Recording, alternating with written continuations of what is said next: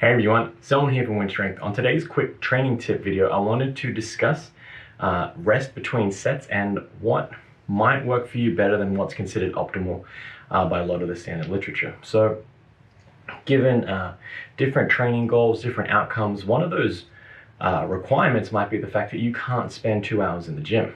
So having 2 kids and all that type of stuff means my workouts have to stay between 30 minutes and 45 minutes, so not too long. Obviously in between some of the sets I record these videos, but for the most part I try and keep rest periods between 30 and 60 seconds. Now what this does mean is that there is going to be some sacrifice there in the amount of weights that I can lift for that given set.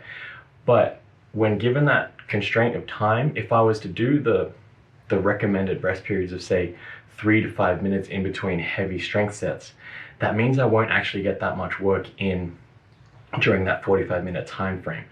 So given that constraint, we have to kind of sacrifice something somewhere, and shortening down those rest periods for the sake of not being able to lift that much weight, I think is a good trade-off between only say being able to do 6 sets or being able to do 10 sets.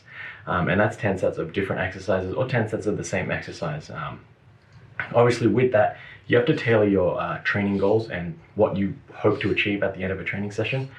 So with this 45-minute training session, I'm probably not going to be doing 1 rep max training and a bunch of back off volume.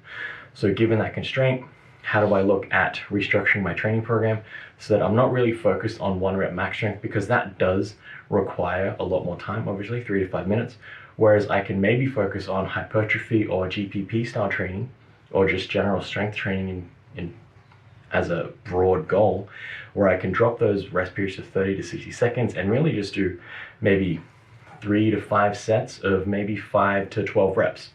Given that hypertrophy goal and needing to increase training volume, we can even drop the weights down so that the rest period is a lot shorter and fit in more volume. So over the course of that shorter session, I'm actually lifting more tonnage when we times that out. Within some regards, I'm not trying to lift the empty barbell 1,000 times. I'm doing moderately heavy weights with shorter rest periods and somewhat high volume when compared with typical pure strength 1 rep max training.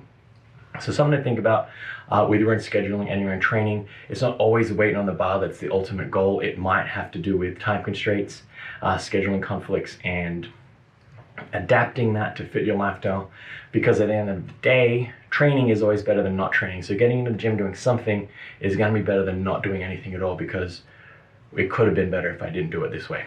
Hopefully that helps you. This has been Selman from Wynn Strength, and remember, a better life through strength.